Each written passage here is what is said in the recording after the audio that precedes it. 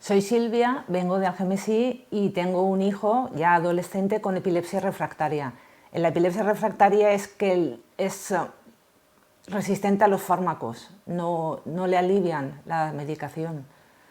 Con 3 años tenía dolores de cabeza aquí, le notaba presión, íbamos al pediatra, lo típico, medicación para la cabeza. Yo soy un poquito negada para la medicación y lo que hacía era acostarlo y poner la habitación en penumbra. Así estuvo unos años hasta que nos dimos cuenta que con el dolor de cabeza venía una especie de mareo, se mareaba un poquito. Y el pediatra nos derivó a la neuróloga infantil de cefaleas, porque eran dolores de cabeza. Estuvo allí un tiempo, hasta tenía ya 6 años, y a los 7 años un día le dolía la cabeza, tuvo un mareo y levantó un brazo. Nos quedamos mirándolo, le hablábamos, no nos respondía y empezó a masticar y se durmió. Nos fuimos a urgencias, le hicieron pruebas, no había nada, a las 2 semanas volvió a pasar y tampoco vieron nada. Y la doctora de cefaleas, una persona con un trato humano impresionante, que es algo muy importante, y lo ingresó. Le hicieron pruebas durante una semana y encontraron un encefalocele. Es una hernia en el cerebro. Tenía una hernia aquí pequeñita de unos milímetros que le provocaba una irritación en esta zona y era lo que provocaba esos mareos que ya eran crisis epilépticas. Ahí fue cuando descubrimos el mundo de la epilepsia. Nos derivaron a la neuróloga de epilepsias y ahí ya empezó un poquito el mal sueño. Empezaron a darle medicación de paquine, engordó en poco tiempo de 12 a 14 kilos. Un niño con 8 años es mucho peso. Continuaba teniendo crisis, le daban Vimpat, continuaba teniendo crisis y le dieron Keppra. El Keppra le cambió el carácter, se volvió muy irascible, muy violento, no, muy irritable. Tuvo problemas en el colegio, problemas en casa, con todo el mundo, y decidimos, su padre y yo, bajo nuestra responsabilidad, quitarle el Keppra. Y ahí pasó esa fase de mal comportamiento. En el colegio volvió a ser el niño que era siempre. Cuando nos dicen, al descubrir el encefalocele, nos explican lo de la epilepsia. Cuando te dicen que tu hijo es epiléptico, que lo que tú creías que eran mareos eran crisis epilépticas, pues te quedas asombrada. Te dan 2 folletos en el hospital, que los lees y te vas a casa. Te vas a casa y tu hijo está bien, pero de golpe de repente tiene una crisis. ¿Qué haces? Porque en el hospital todo es más llevadero. Fui a la biblioteca a buscar información, había un libro que me leí y era totalmente técnico, no entendía la mitad de las palabras. Solicité más libros, me los trajeron, pero yo buscaba un libro que me dijera, si mi hijo tiene un mareo, ¿cómo tengo que reaccionar? ¿Cómo se lo quito? ¿Cómo? Y eso no existe, eso no existe. La epilepsia es un mundo y cada persona tiene un tipo de epilepsia. Es más, mi hijo tenía una crisis de una forma y al momento tenía de otra forma. Vas aprendiendo a base de vivir crisis con él.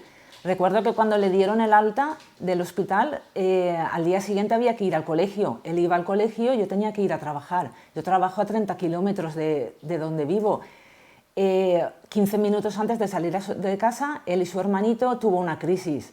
Yo estaba sola y dices, ¿qué hago? ¿Qué hago? No trabajo, no lo llevo al cole, su hermanito sí que tiene que ir al cole. Lo típico, muchos nervios, no sabes qué hacer, no sabes a quién llamar, porque ¿a quién llamas? ¿Qué te van a decir? Mi familia trabaja, los amigos que no tienen información de ese mundo y no vas a llamar al médico. Y también pensaba, por una crisis tengo que ir a urgencias, no sabes. Cogí al niño pequeño, a mi hijo pequeño, lo llevé corriendo al brazo, me volví corriendo a casa, estuve con mi hijo mayor y tuvo otra crisis. Y ahí ya fue un descontrol total, decidí no ir a trabajar, él no fue al cole y así pasó el día. La doctora nos dijo que cada vez que tuviera una crisis teníamos que ir a decírselo. Había que conseguir quitarle las crisis, de una forma o de otra. Le daban de paquine y él continuaba con sus crisis. Le dieron otro medicamento, el Keppra, y continuaba teniendo claro, crisis, nosotros es el especialista es el que va a curar a tu hijo o a lo mejor aliviarle esas crisis. Continuaba teniendo, porque en un mes llegó a tener hasta 44 y le dieron otro medicamento. Al poco tiempo, otro medicamento. Tomaba 4 medicamentos el niño. Uno le provocó un sobrepeso enorme, el otro un carácter un poquito irascible. Estuvo así durante 1 año o 2 años y con 9 años nos derivan al Hospital de la Fe porque se daban cuenta que con tanta medicación él continuaba teniendo las crisis. Por eso epilepsia refractaria, que es resistente a los fármacos. En el Hospital de la Fe lo ingresan 1 semana y le quitan toda la medicación y no tiene ninguna crisis. La doctora, ya estamos en la unidad de epilepsia infantil del hospital, la doctora nos dice que si nos parece bien dejarle solo un medicamento. Le dijimos que encantados de la vida. Y continuó su vida con solo un medicamento. No hacía falta tanta medicación, nosotros no teníamos información, tú confías en el especialista. Y por mucho que busques información en los libros, es que eso no aparece. No. Y la medicación de la epilepsia tiene sus pequeñas consecuencias, es una medicación fuerte. Yo trabajo a 30-32 kilómetros del hospital de Alzira y me dijeron que cada vez que mi hijo tuviera una crisis yo tenía que ir a comunicarlo. Imaginad, coger el tren, venir, coger un coche, ir a Alzira, volver. Si tiene una crisis a la semana, eso se puede permitir, pero si tiene muchas, porque la neuróloga me dijo que cuando le comuniqué que yo trabajaba tan lejos, me dijo que a partir de ahora mi trabajo era cuidar de mi hijo. Entonces, claro, te dicen eso, ¿qué vas a hacer? Es la especialista, es la que sabe, yo no sé. Y me dediqué a eso, a cuidar de mi hijo, a lo mejor a protegerlo demasiado. Entonces, mi hijo siempre ha llevado una vida normal, salía con sus amiguitos al parque y yo iba 30 metros detrás siguiendo a él y a sus amiguitos. Que los amiguitos iban corriendo y se iban a otro parque, yo corría y me iba a otro parque. Mi hijo ha ido a fútbol, ha jugado a fútbol y yo he estado en todos los entrenes y en todos los partidos. Probó el básquet y ha jugado a básquet. Ha hecho natación, ha llevado una vida normal como todo el mundo. Nunca se le ha privado de nada y nunca hemos tenido ningún problema en ninguno de estos sitios. Ha ido a una escuela de música, se ha ido de campamento 10 días, ha estado 10 días y yo no he estado ahí vigilándolo para que hiciera una vida normal. Cada vez tener que ir al hospital a decir que tenía una crisis, ir y ese día la doctora no estaba, ir o resulta que tenía que esperarme a que acabara, eran horas que yo no estaba en mi trabajo, que no, me creó una ansiedad, es que era explosivo. Cuando dejé de ir tantas veces, me lo apuntaba en un papel, empecé a llevar una agenda de crisis y me riñó, la doctora me riñó que cómo es que iba y decía que había tenido 4 en una semana y yo no se lo había dicho cada vez. Entonces se lo dije y digo, yo no puedo esto. Y ella insistía en que mi trabajo era ese a partir de ahora. En el Hospital La Fe, después de muchas pruebas y muchas privaciones de sueño, nos proponen ir a la unidad de cirugía de la epilepsia, porque al ser epilepsia refractaria tenía probabilidad de operación. Por supuesto dijimos que sí, había un pequeño riesgo, había que hacer muchos estudios, tenía que continuar con más pruebas para ver ese riesgo, si valía la pena o no.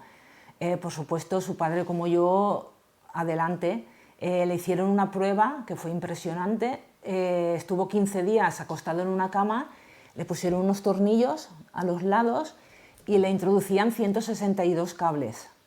Cada día iban a hacerle unas pruebas, a mí me hacían salir de la habitación. Le hacían unas pruebas y era para ver, la operación era una resección, para ver hasta dónde podían hacer eso. Nos fuimos a casa, nos llamaron por teléfono y sí que lo iban a operar. Eso fue para nosotros, lo operaron en 5 días a casa y recuperamos nuestra vida. Él su vida y yo mi vida, la vida que tenía hasta los 8 años que empezaron las crisis. Impresionante. A nivel social, con mi hijo, cuando había un cumpleaños de amiguitos o algo que lo invitaban, yo iba con él y hablaba con los papás del cumpleañero y les decía, suele tener mareos. Yo digo, no os preocupéis, es estar con él, me llamáis por teléfono y yo vengo y no pasa nada. Y ha ido a los cumpleaños a todos los cumpleaños que le han invitado. Después, con el tiempo, te das cuenta que utilizas la palabra mareos porque no quieres asustar a la gente diciéndole, mi hijo tiene crisis epilépticas, si no os preocupéis si tiene una y me llamáis. Dices eso y se asustan. Lo más seguro es que ese día vaya a su cumpleaños, pero a los otros ya no vaya. Entonces intentas evitar eso. No sé si es bueno o no, pero intentas ayudar a tu hijo.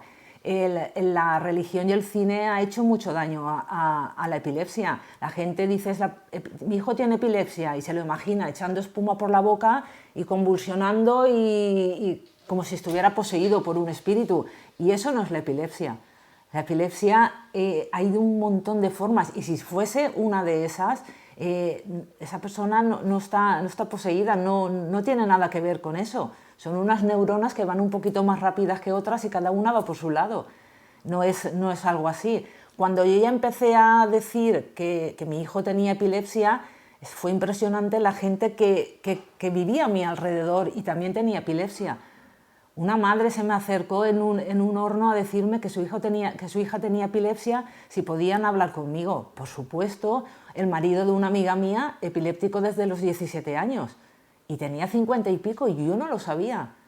Es impresionante, pero la sociedad te obliga a no decirlo, a utilizar unas palabras más suaves. A nivel escolar no ha tenido nunca ningún problema, un buen estudiante, muy buenas notas, y con los compañeros y con los profesores ha ido bien. Los profesores les explicabas sus crisis y había profesores que lo llevaban mejor, otros peor, pero nunca había tenido un problema hasta que llegó a cierto profesor.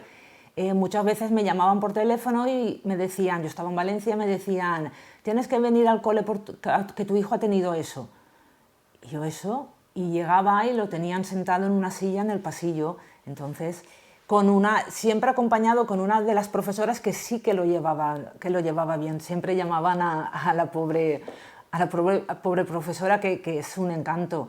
Todo iba bien con la enfermedad hasta que nos dieron el primer rechazo en el cole. El colegio organizaba una excursión de 3 días y 2 noches, nos reúnen a los padres un miércoles, nos lo explican todo, se paga la excursión, hablo con los profesores sobre lo que le pasa a mi hijo y no hay ningún problema. La excursión era la semana siguiente.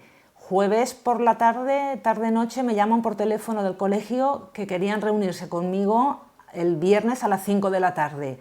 Y aunque mi corazón decía que no, mi cabeza decía, clic, aquí pasa algo. Me llaman a última hora, me citan un viernes a última hora y quieras o no empiezas a sospechar.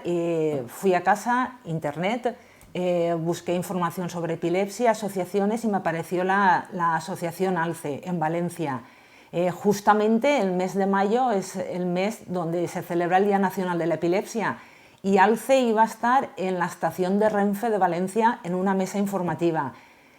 Me voy el lunes, los veo y me acerco, y a mitad camino yo ya estaba llorando.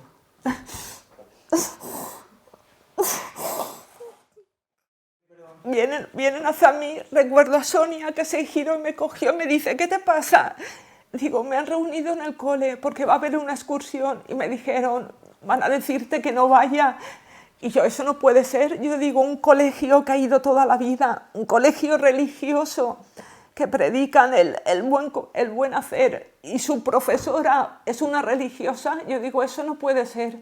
Y me decían que sí. Dice, prepárate que te van a decir eso. Y me dijeron eso por la tarde, eso me dijeron.